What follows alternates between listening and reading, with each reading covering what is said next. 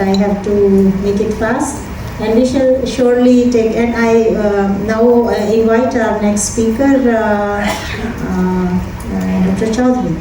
And the GI has already been mentioned. We would certainly like to know about that and everything else. Thank you so much.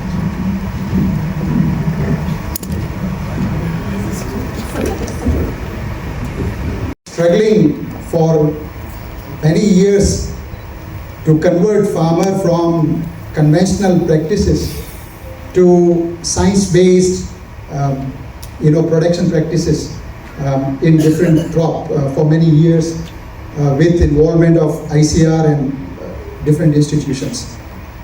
We have achieved a remarkable progress on that front, that we could see, examples of farming community adopting high-tech innovation in the production practices, scientific innovations in production practices, where you are allowing country to achieve $50 billion worth of agriculture export in last 2 years. And we are also very happy that it is because of the willingness to adopt technology, farmer has produced spices that are meeting global standards, and we are exporting close to $4.5 billion worth of spices from the country. I think these are very stellar achievements from the farming community, and I'm so happy since I work with large number of them day in, day out. When I say large number, I'm talking about thousands of farmers that I deal with in a yearly basis under various projects funded by the Government of India and different institutions. I think technology adoption and lab to land, it's not a problem provided that farmer cost of production doesn't increase. Second, we need to see the technologies that enable ease of doing agriculture production. Anything that you suggest that complicate production system will not be adopted by farming community. I could see concept of organic farming where you are asking farmer not to use even food for crop like fertilizer. It is not allowed. You cannot use NPK, which is a food for the crop, to produce food that you can consume. I would agree that not using pesticide or low use of pesticide or maintaining MRL or pesticide would be much more feasible approach. But not allowing farmer to use nutrient, as if, asking people to us to come to this meeting without eating food actually. That's where I think we need to see the practicality of technologies and practices being suggested by Government of India or through international standards, where it enables farmer to do better than what they used to do in the past. So the science for production has been at the forefront of farming community, and we see, as I explained, that we are reaching to the level to the people. One from the horticulture crop like fruits, where we have been able to ensure that the farmers uses pesticides so judiciously that they can produce grapes which meet international norms set by any European Union. That is a very classical example of how you can translate farmer from the practices that they have been adopting for centuries to the new practices that you can ensure that you produce international standard food for the global community. The second very important example, and which I can trace back to 2010, where ITC and Giri sitting here, McCormick people are also here. We initiated a project to convert cumin into IPM cumin.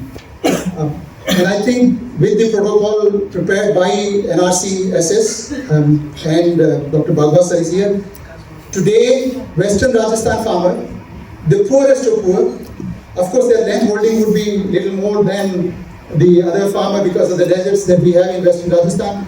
Today we are producing 40,000 metric ton of IPM cumin.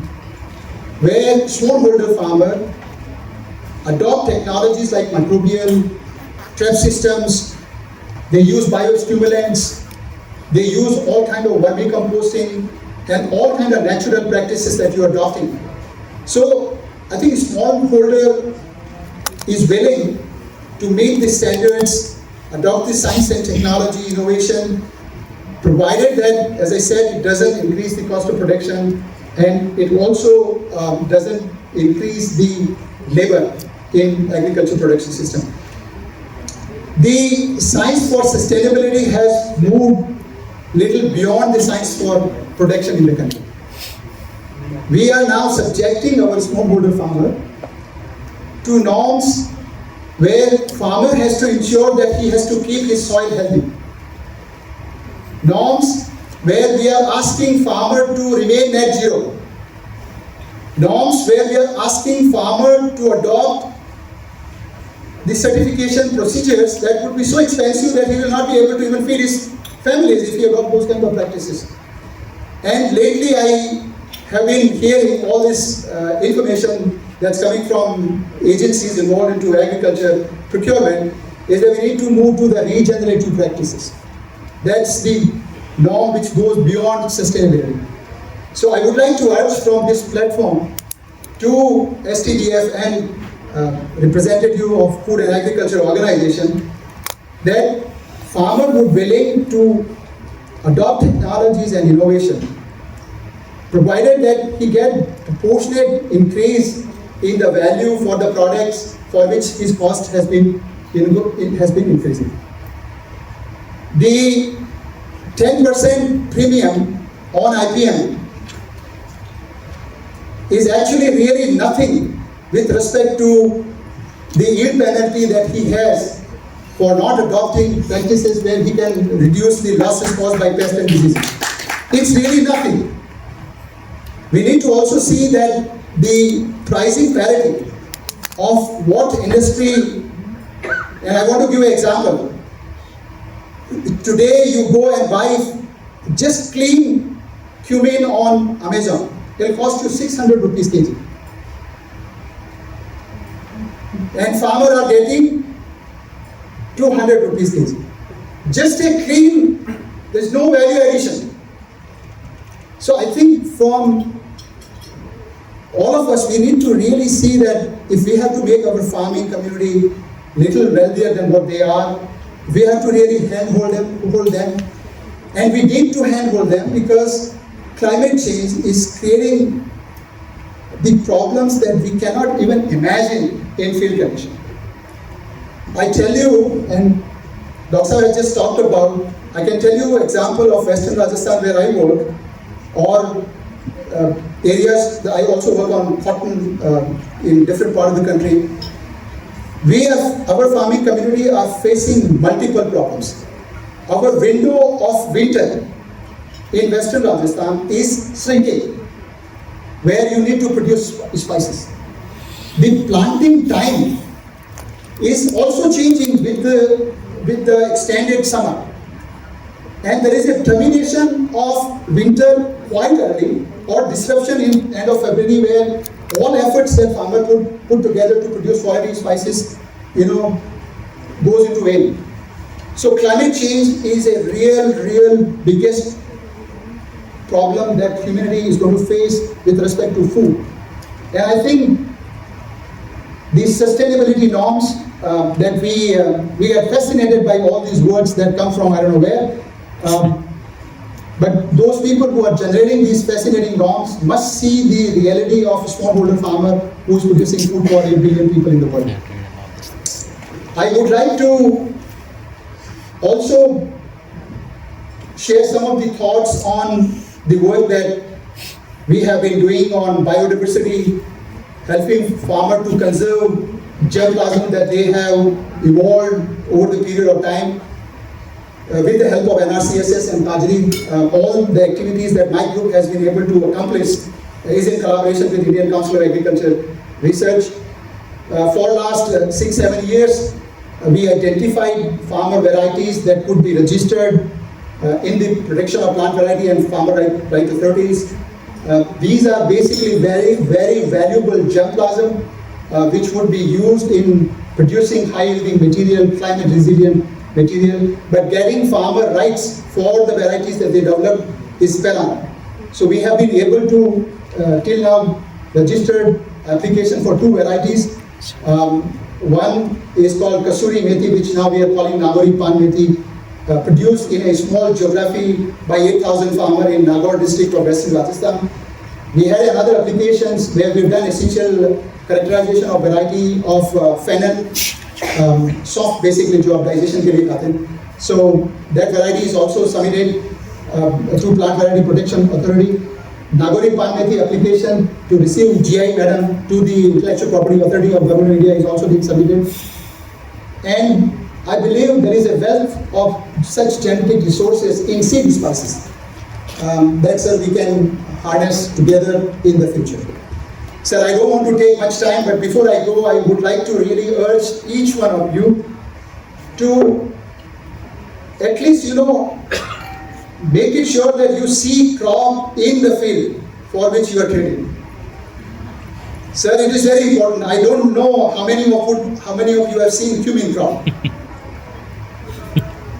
It is very important. It's such a fragile crop. I call it chewing weed. It's just a chewing weed. Tonight I make lakpati, and tomorrow morning I'm in debt because of frost. Night temperature goes down to 0 degree in February. In night I'm in lakpati, and next day morning I'm in a debt. And this put you in a vicious circle, vicious cycle of production and meeting all these biggest norms that we get. I would like to make urge to STDF, Pablo, for you. All the new, and this is my personal opinion, nothing to do with Government of India, all the new norms that we have seen coming from European Union for last 5 years, subjecting countries from developing countries to adopt norm overnight. Agriculture cannot be done overnight. We have to understand this. Laws and regulation cannot be put overnight. So developing countries would willing to produce the kind of food that you need from us, but we would really need space and time to adopt those practices which can comply with the norms that are being set by European Union.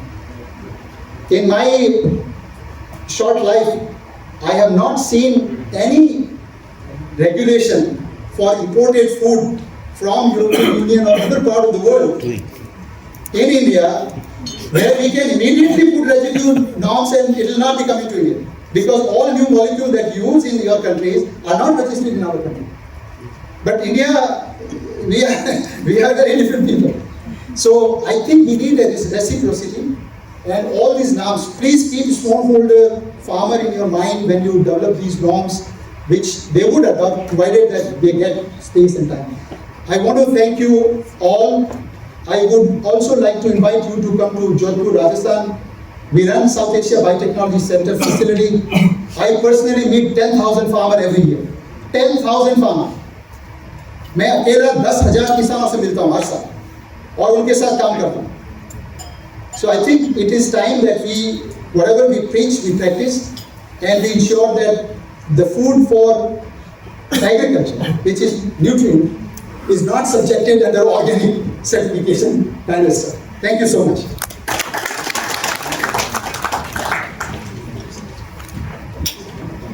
Thank you so much, Dr. Choudhary. It was indeed a powerful speech, I would say. As I am already informed by the organizers, time is short, and I invite